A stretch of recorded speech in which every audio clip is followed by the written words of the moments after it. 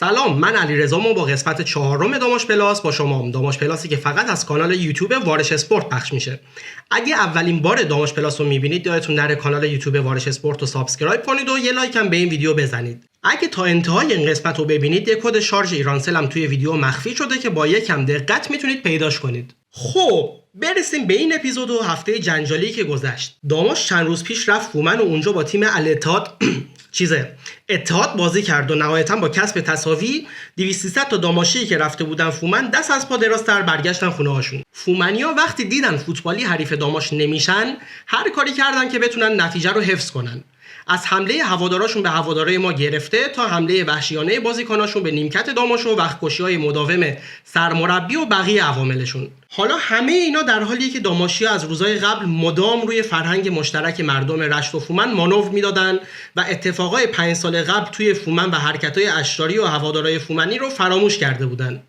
خب داور دست به جیب شد آقای مومنی به حسن اشراری یه کارت زرد نشون میده، مثل که تماشاچی‌ها رو تحریک کرد. خبر بامزه‌ای که چند روز بعد اومد اینه که مسئولان برگزاری بازی‌های لیگ 3 گفتن که احتمالاً الاتحاد فومن ای بابا اتحاد فومن باید بازی‌هاشو توی رشت برگزار کنه.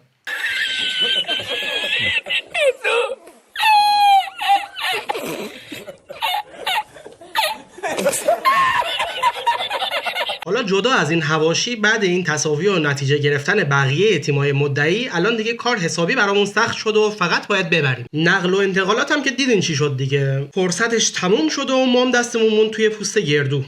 وقتی که پیگیری میکنیم جوابی که میشنویم اینه که کی بود من نبودم. خلاصه اینکه با این نتایج و وضعیت جذب بازیکن و بقیه داستانایی که خودتون میدونید دیگه باید به فکر معجزه برای صعود مستقیم باشیم. ما چند روز دیگه توی همین رشت خودمون میزبان آرتام تبریزیم. خداییش دیگه اگه آرتام هم نبریم صعود مستقیم که سهله، باید قید پلی آف هم بزنیم. به غیر کادر فنی امیدوارم بازیکنامون هم یکم به خودشون بیان و بفهمن که پیراهن چه تیمی رو پوشیدن. یه چیز دیگه هم بگم و این قسمت رو تموم کنم. آقای مالک، جناب سرمربی، بازیکنای عزیز، قدر این تیم و هواداراشو بدونید. هیچ تیمی، تاکید میکنم هیچ تیمی در سطح 4 فوتبال این مملکت چنین هوادارایی نداره.